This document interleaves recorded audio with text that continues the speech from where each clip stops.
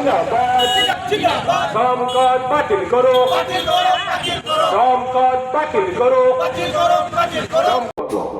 মাননীয় শ্ৰম মন্ত্ৰী মহোদয় অসম চৰকাৰ দিছপুৰ গুৱাহাটী মাননীয় শ্ৰম বিষয়া মহোদয় নলবাৰী জিলাৰ জৰিয়তে মহোদয় অসমৰ শ্ৰমিক কৰ্মচাৰীসকলে অতি দুখ আৰু অসন্তোষেৰে জনায় যে কেন্দ্ৰীয় চৰকাৰে দেশৰ সকলো শ্ৰমিক সংগঠনৰ মতামতক সম্পূৰ্ণৰূপে আওকাণ কৰি শ্ৰম আইনসমূহ শ্ৰম সংহিতালৈ ৰূপান্তৰিত কৰিলে। একেদৰে অসম চৰকাৰে উক্ত শ্ৰম কোডৰ আধাৰ শ্ৰম বিধি ষ্টেট ৰুটছ ইতিমধ্যে প্ৰস্তুত কৰিছে। অসমৰ সকলো শ্ৰমিক সংগঠনেও এই কাৰ্যৰ বিৰুদ্ধে লিখিত মতামত দাখিল কৰিছে।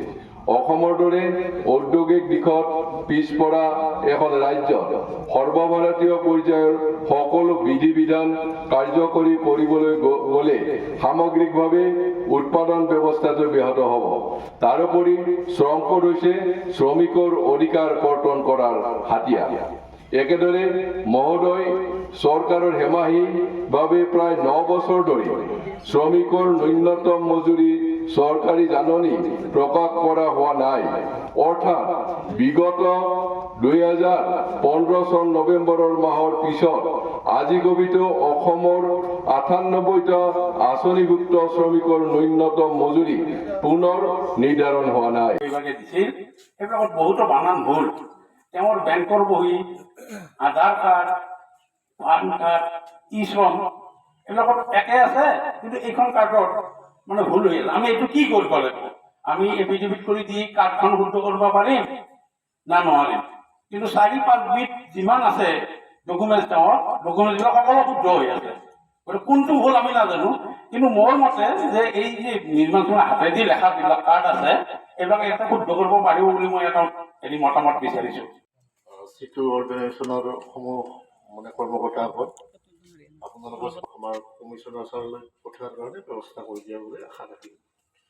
প্ৰথম কথাটো হ'ল কি, এইখিনি গোটেইটো গভৰ্ণমেণ্ট প্ৰচেচিং কাম, শ্ৰম কোড প্ৰয়োগ বন্ধ, এইবিলাক এই গোটেই ছিষ্টেমটো তেওঁলোকে নিশ্চয় এইটো দাবী আপোনালোকে মানিবৰ চেষ্টা কৰিব। আৰু মই একচুৱেলি পঞ্জীয়নভুক্ত শ্ৰমিকৰ কথাহে ক'ব খুজিছোঁ। তেওঁলোকৰ আমাৰ ফালৰ পৰাতো গোটেই 2024 চনৰ গোটেইখিনি বস্তু গৈছেই, কিন্তু এতিয়ালৈকে বেনিফিটছখিনি দিয়া নাই। স্কলাৰশ্বিপকে আদি কৰি পেঞ্চনখিনি তেওঁলোকে প্ৰচেচিং থকা বুলি কৈছে বস্তুখিনি। হয়তো শ্ৰমিক বন্ধুসকল আৰু ৰাইজ, আজি CITUৰ নেতৃত্বত গোটেই অসমৰ প্ৰতিখন জিলাতে শ্ৰম বিষয়াৰ জৰিয়তে অসমৰ শ্ৰম মন্ত্ৰীলৈ এখন স্মাৰক পত্ৰ দিয়া হ'ব। এই স্মাৰক পত্ৰৰ মূল দাবীটো হৈছে শ্ৰম কোড বাতিল কৰা। অৰ্থাৎ কেন্দ্ৰৰ বিজেপি চৰকাৰ আৰু অসমৰ বিজেপি চৰকাৰে শ্ৰম কোডৰ মাজেদি শ্ৰমিকৰ 46খন আইন উঠাই দিব বিচাৰিছে, যাৰ ফলত শ্ৰমিকৰ আন্দোলন কৰাৰ অধিকাৰ নাথাকিব, ন্যূনতম মজুৰি আদায় কৰাৰ অধিকাৰ নাথাকিব। অৰ্থাৎ এইখন চৰকাৰ হৈছে শ্ৰমিক বিৰোধী চৰকাৰ, কৃষক বিৰোধী চৰকাৰ।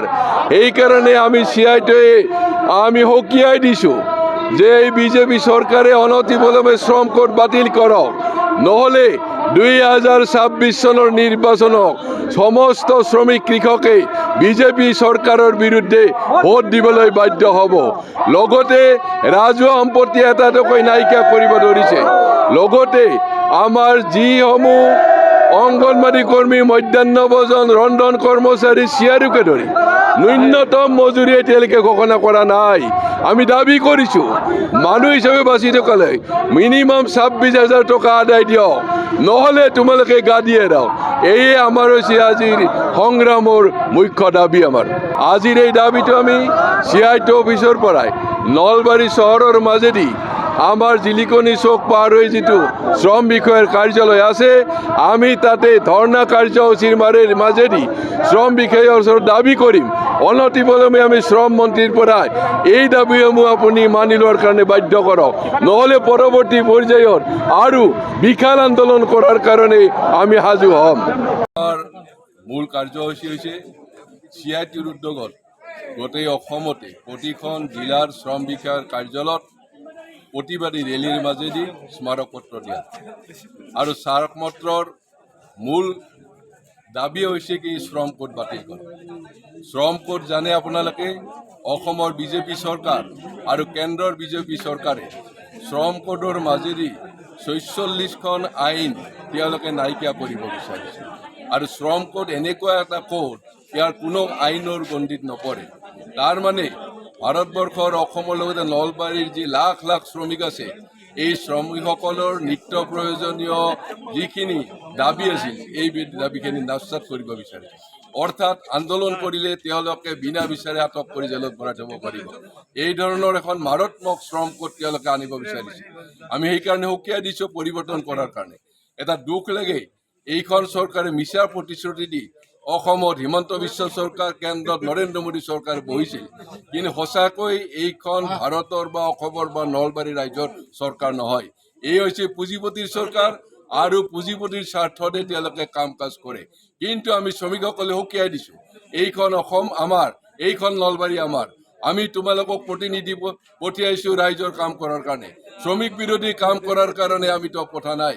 এই শ্ৰমিক বিৰোধী কাম এইকাৰণে কৈছোঁ, এই জয়ন্ত মল্ল বৰুৱা ডাঙৰ মিনিষ্টাৰ, অসমৰ MLA কি হ'ল গৰু চোৰত পৰিছে। তেওঁৰ ঘৈণীয়েকে দুখ লাগে, খাব নাপায়, মানুহে পইচা নাপায় আৰু তেওঁৰ ঘৈণীয়েকে হিতাধিকাৰী আঁচনিৰ পৰা 50 লাখ টকা তেওঁলোকে আদায় কৰিছে। নিৰ্লজ্জ এখন চৰকাৰ।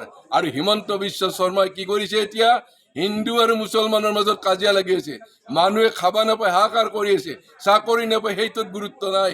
তেওঁ যেন এখন চৰকাৰ কৰিছে হিন্দু মুছলমানৰ কাৰণে কাজিয়া লগোৱাৰ কাৰণে। সেইকাৰণে আমি সকীয়াই দিছোঁ, তুমি নীতি পৰিৱৰ্তন কৰা, নহ'লে 2026 চনত তোমালোকক এই গাদীৰ পৰা আমি হাতাও দিম। এইখিনি আজি মূল বিষয়বস্তু।